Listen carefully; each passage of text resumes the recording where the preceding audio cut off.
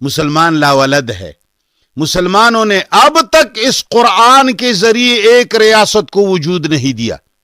مسلمانوں نے اب تک اس قرآن کے ذریعے ایک ریاست تو چھوڑیے 1 کلومیٹر زمین پر اس قرآن کو نافذ نہیں کیا جا سکے. اس میں پڑھے ہیں وضو میں فرض کیا ہے, وضو میں سنتیں کیا ہیں, شادی کے اندر سنتیں کیا ہے, شادی کے اندر پلان چیز کیا ہے, ہم استنجا کیسے کریں گے, پیروں پر ہم مسح کریں گے, پیروں کو ہم دھوئیں گے, چوتھا حصہ مسح فرض ہے یا پورا حصہ مسح فرض ہے, یوں کرنا پڑے گا یا یوں کرنا یوں اگر ہاتھ پھیرا دیا تو بھی مسح ہو جائے گا کہ نہیں ہو جائے گا, یہاں ہاتھ رکھنا مسح کے اندر جائز ہے کہ نہیں ہے, فلان روایت میں یہ آیا ہے. نماز کے اندر 4 انگلیوں کا وقت جگہ چھوڑیں گے پیروں کے اندر یا یوں کڑے ہوں گے, ہاتھ یہاں باندھ دیں گے یا یہاں باندھ دیں گے یا یہاں باندھ دیں گے, ہاتھ اٹھاتے وقت کندھوں کے ساتھ ملانا پڑے گا, انگلیوں کو کھلے رہیں گے یا یوں کریں گے یا یوں کریں گے, پھر گردن کی اوپر نہیں, یہاں تک اٹھانی چاہیے, یہاں تک نہیں, لگانا بھی چاہیے یا نہیں, نہیں بس اگر یوں بھی ہو جائے تو کافی ہے. 1400 سال اس بات پر گزر گئے. ہماری حکومت نہیں ہے, ہماری ریاست نہیں ہے, ہمارا قانون ابھی تک لاگو نہیں ہو سکا. ہم نے جتنے مسلمانوں کو آج تک قرآن پڑھایا ہے ان کو صرف نماز سمجھ آ جاتا ہے, ان کو صرف روزہ سمجھ آ جاتا ہے, ان کو صرف زنا کرنا نہ کرنا سمجھ آ جاتا ہے, ان کو صرف استنجا کے طریقے آ جاتے ہیں. 8 سال جس بندے کو ہم مدرسے میں بیچتے ہیں وہ وہاں سے جو آتا ہے تو پورا کا پورا جاہل ہوتا ہے. صرف نماز, روزہ, حج اور زکوٰۃ, 5-6 چیزوں کے علاوہ اس آدمی کو کسی بھی چیز کا پتہ نہیں ہوتا. اس کو ہم نے دیوبندیت تو سکھا دی ہوتی ہے, پنچپیریت ان کو سکھا دی ہوتی ہے, ہم نے ان کو اپنی پارٹی تو بتا دی ہوتی ہے, اپنا لیڈر بھی وہ جانتا ہے,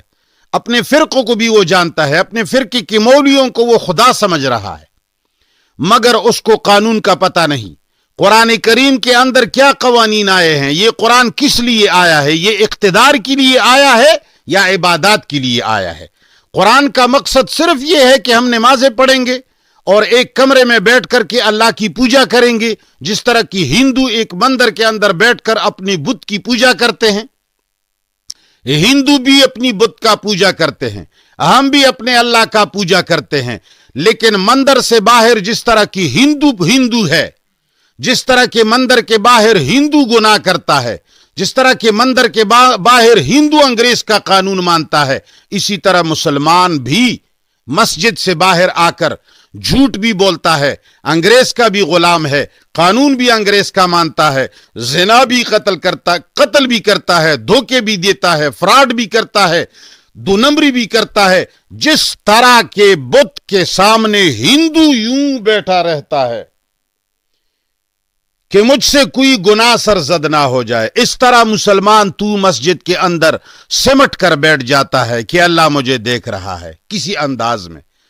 لیکن مندر کے باہر ہندو جو کچھ کرتا ہے, مسجد کے باہر تو اس سے زیادہ لالچی ہے, تو اس سے زیادہ گمراہ ہے, تو اس سے زیادہ جھوٹا ہے, تو اس سے زیادہ بد اخلاق ہے. تو یہ کیوں؟ یہ ہم نے قرآن کریم کے الفاظ کے اوپر 1400 سال لگائے, قرآن کریم کی ترکیبوں پر ہم نے 1400 سال لگائے, قرآن کریم کے قراءتوں پر ہم نے 1400 سال لگائے, قرآن کریم کے پڑھنے کے انداز پر ہم نے بڑے بڑے محافل اور جی قرآن کی تلاوت ہوتی ہے, عوام لوگ بھی آتے ہیں, ثواب کا کام ہے. قطعاً نہیں ہے, قطعاً نہیں ہے. ہر وہ کام جو قرآن کے مقصود سے آدمی کو دور کرے, ہر وہ عبادت, ہر وہ جلسہ, ہر وہ محنت, ہر وہ کوشش, ہر وہ عبادت, ہر وہ جہاد جو قرآن کے مقصود سے لوگوں کو دور کرتا ہے, وہ جہاد بھی گناہ ہے, وہ عبادت بھی گناہ ہے, وہ جلسہ بھی گناہ ہے, وہ پروگرام بھی گناہ ہے. جو قرآن کے مقصد سے لوگوں کو دور کرتا ہے. قرآن کا مقصد خوبصورت پڑھنا نہیں, قرآن کا مقصد اچھے الفاظ ادا کرنا نہیں, قرآن کا مقصد ترکیب کرنا نہیں, قرآن کا مقصد علم صرف اور علم معانی کا اس میں جاری کرنا نہیں, قرآن کا مقصد یاد کرنا نہیں، قرآن کا مقصد صرف پڑھنا نہیں، قرآن کا مقصد صرف تلاوت کرنا نہیں، قرآن کا مقصد ہے پوری دنیا پر اس کو نافذ کرنا۔ قرآن کا مقصد ہے عدالتوں میں قرآن رکھنا، قرآن کا مقصد ہے آرمی چیف کا قرآن کی نیچے ہونا، قرآن کا مقصد ہے صدر کا قرآن کی نیچے ہونا، قرآن کا مقصد ہے عدلیہ کا قرآن کی نیچے ہونا، قرآن کا مقصد ہے عوام کا قرآن کے نیچے ہونا۔ قرآن کے نیچے ہونے کا یہ مقصد نہیں ہے کہ اونچی الماری میں رکھ کر کے ہم نیچے بیٹھیں، نہیں، اس کے قوانین کے پابندی کریں، ان کے احکامات کی پابندی کریں۔ ہمیں بے شک اس کی ترکیب نہ آئے، ہمیں بے شک اس کو یاد نہ کرنا پڑے، ہمیں بے شک اس کی تجوید نہ کرنی پڑے، ہمیں بے شک اس کی تلاوت نہ کرنی پڑے،